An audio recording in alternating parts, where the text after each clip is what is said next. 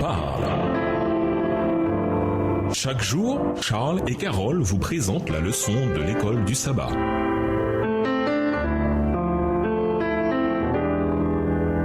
Bienvenue dans votre émission Dieu nous parle. Nous voilà à la leçon de dimanche, une leçon de l'erreur d'un roi. Lisons le récit de la guérison d'Ézéchias et de la visite des ambassadeurs babyloniens. 2 Chroniques 32, les versets 25 et 31, Ésaïe 38 et Ésaïe 39. 2 Chroniques 32, versets 25 et 31. Mais Ézéchias ne répondit point aux bienfaits qu'il avait reçus, car son cœur s'éleva et la colère de l'Éternel fut sur lui, sur Juda et sur Jérusalem. Verset 31. Cependant, lorsque les chefs de Babylone envoyèrent des messagers auprès de lui pour s'informer du prodige qui avait eu lieu dans le pays, Dieu l'abandonna pour l'éprouver afin de connaître tout ce qui était dans son cœur. Ésaïe, le chapitre 38. À cette époque, Ézéchias tomba malade. Il était près de mourir. Le prophète Ésaïe, fils d'Amoz, se rendit à son chevet. Il lui dit : Voici ce que l'Éternel déclare. Prends ta disposition, car tu vas mourir. Tu ne te rétabliras pas. Alors Ézéchias tourna son visage du côté du mur et pria l'Éternel en ces termes : De grâce, Éternel, tiens compte de ce que je me suis conduit avec fidélité, d'un cœur sans partage, et que j'ai fait ce que tu considères comme bien. Ézéchias versa d'abondantes larmes. Alors l'Éternel s'adressa à Ésaïe en disant : Va dire à Ézéchias : Voici ce que déclare l'Éternel, le Dieu de David ton ancêtre. Le Dieu de David ton ancêtre. J'ai entendu ta prière et j'ai vu tes larmes. Eh bien, je vais prolonger ta vie de 15 années. Verset 6. Je te délivrerai, toi et cette ville, de la main du roi d'Assyrie. Je protégerai cette ville. Et voici de la part de l'Éternel le signe auquel tu connaîtras que l'Éternel accomplira la parole qu'il a prononcée. Je ferai reculer de 10 degrés en arrière avec le soleil l'ombre des degrés qui est descendu sous les degrés d'Akaz. Et le soleil recula de 10 degrés sous les degrés où il était descendu. Cantique d'Ézéchias, roi de Juda, sous sa maladie et son rétablissement. Je disais, quand mes jours sont en repos, je dois m'en aller aux portes du séjour des morts. Je suis privé du reste de mes années. Je disais, je ne verrai plus l'Éternel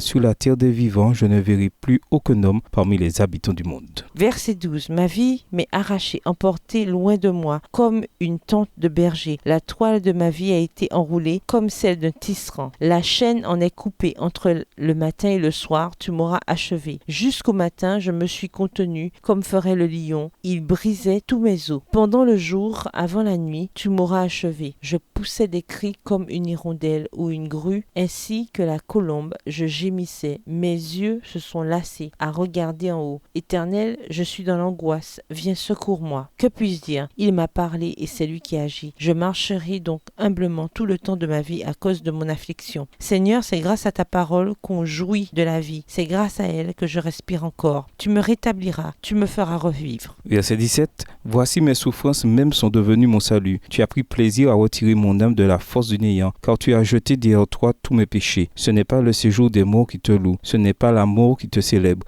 Ceux qui sont descendus dans la force n'espèrent plus en ta fidélité. Le vivant, c'est celui qui te loue. Comme moi aujourd'hui, le Père fait connaître à ses enfants ta fidélité. L'Éternel m'a sauvé. Nous ferons résonner les cordes de nos instruments tous les jours de notre vie dans la maison de l'Éternel. Ésaïe avait dit qu'on apporte une masse de figues et qu'on les étende sur l'océan et Ézéchias vivra. Et Ézéchias avait dit : à quel signe connaîtrai-je que je monterai à la maison de l'Éternel ? Ésaïe le chapitre 39. Vers cette même époque, Mérodach Baladan, fils de Baladan, roi de Babylone, fit parvenir un message et des présents à Ézéchias, car il avait appris sa maladie et son rétablissement. Ézéchias se sentit flatté de la venue des envoyés et leur fit visiter le bâtiment où l'on conservait les objets précieux, l'argent et l'or, les aromates et les huiles parfumées. Il leur montra aussi tout son arsenal militaire et tout ce que contenaient ses trésors. Il n'y eut rien dans son palais ni dans tout son royaume qu'Ézéchias ne leur fit voir. Alors le prophète Ésaïe se rendit auprès du roi Ézéchias et lui demanda : Qu'ont dit ces gens et d'où sont-ils venus te rendre visite ? Ézéchias lui répondit : Ils sont venus de très loin de Babylone pour me voir. Ésaïe reprit : Qu'ont-ils vu dans ton palais ? Ézéchias répondit : Ils ont vu tout ce qui se trouve dans mon palais. Je ne leur ai rien caché de mes trésors. Verset 5.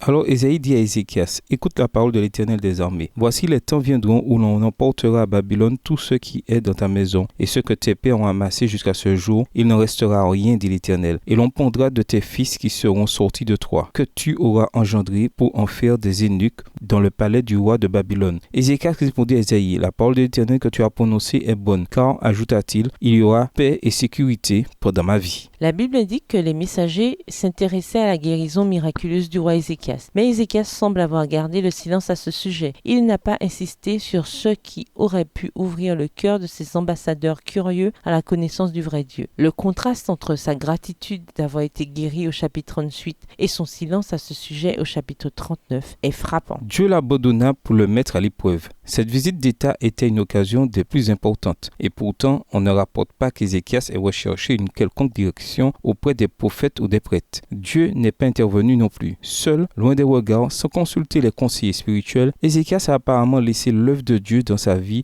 et dans la vie de sa nation disparaître de ses pensées. L'intention de l'historien dans 2 Chroniques 32, verset 31 était peut-être de montrer combien il est facile de considérer les bénédictions de Dieu comme allant de soi et combien les bénéficiaires de sa grâce ont tendance à devenir autosuffisants. Voici quelques leçons sur la fidélité dans la vie au foyer que l'on peut glaner de l'expérience d'Ézéchias. Y en a-t-il d'autres auxquels vous pensez? Chaque visite chez des chrétiens est une occasion pour les visiteurs de rencontrer des disciples de Christ. Peu de visiteurs sont susceptibles d'entamer une conversation sur les choses spirituelles. Les chrétiens doivent trouver des manières délicates et adaptées pour partager la bonne nouvelle. Les chrétiens ne sont pas appelés à mettre en avant leur prospérité matérielle ou leur réussite, bien qu'ils puissent les reconnaître comme des bénédictions de Dieu. Ils sont appelés à annoncer les hauts faits de celui qui vous a appelé des ténèbres à son étonnante lumière, 1 Pierre 2, verset 9. Ou, pour reprendre l'expérience d'Ézéchias comme symbole, à annoncer qu'ils mouraient, mais que Christ les a guéris, qu'ils étaient morts dans le péché, et que Christ les a ressuscités et fait asseoir dans les lieux célestes. Éphésiens 2, les versets 4 à 6. De quelle manière pouvez-vous vous servir de votre maison pour rendre témoignage aux autres? Comment pourriez-vous partager votre foi en Christ de manière plus franche avec ceux qui viennent vous rendre visite? Et nous vous laissons cette question de réflexion. Un visiteur sonne chez moi. De quoi dois-je me débarrasser pour témoigner à la gloire de Dieu dans ma propre maison? Au revoir. Et à demain si Dieu veut. Dieu nous parle. Chaque jour, Charles et Carole vous présentent la leçon de l'école du sabbat.